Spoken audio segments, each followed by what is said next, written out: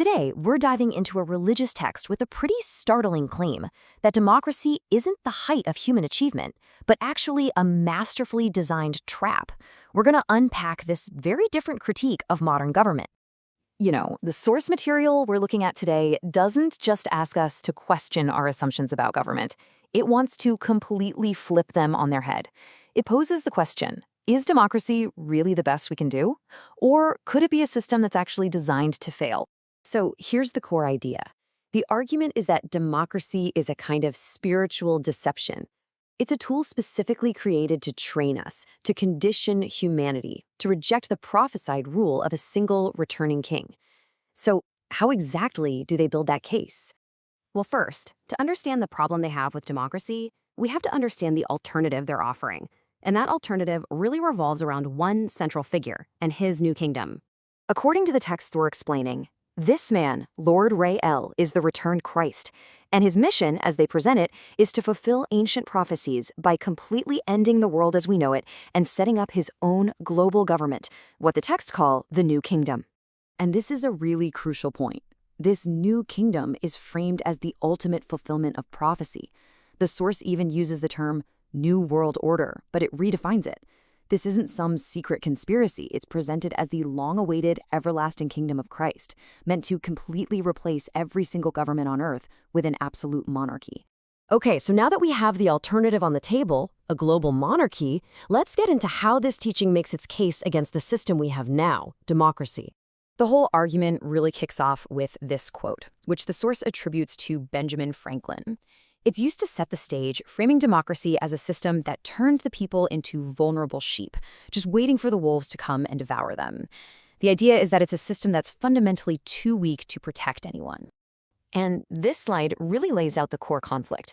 On one side, you've got democracy, which the text basically defines as untrained mob rule, driven by emotion and whatever people want in the moment.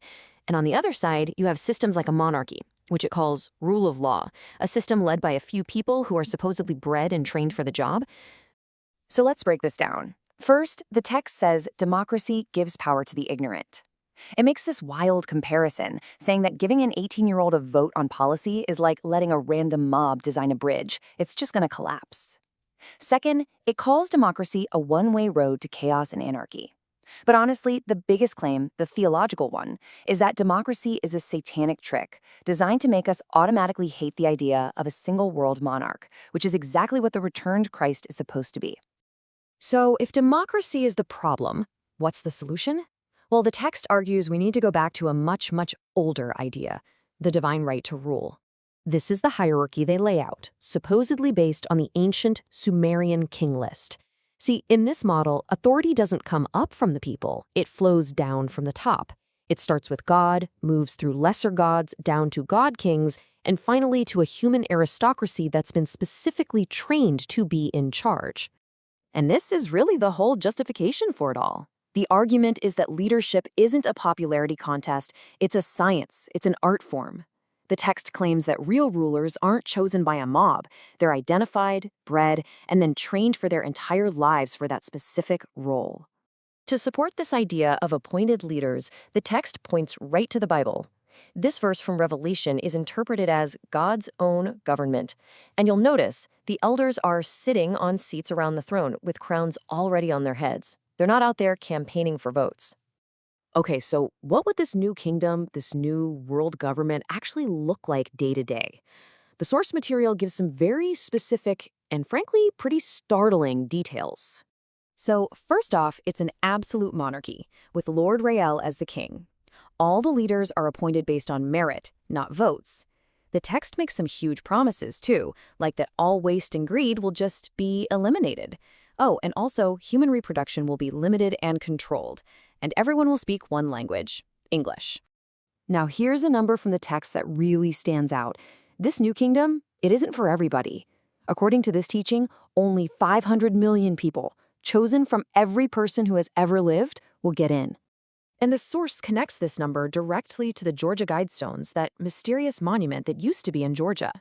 It views the Guidestones not as some conspiracy theory, but as a public announcement of the new kingdom's population cap, a message to the world about who might be found worthy.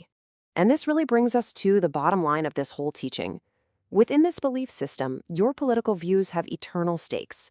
Rejecting democracy isn't just a political opinion, it's presented as a crucial act of faith. It's how you prove you're worthy of being chosen for the King's new world and avoiding damnation. So that's the explainer on one very specific theological framework. But it does leave you with a bigger question, doesn't it? More broadly, how do ancient prophecies and beliefs about the end of the world continue to shape very real, very modern ideas about how our world ought to be governed right now?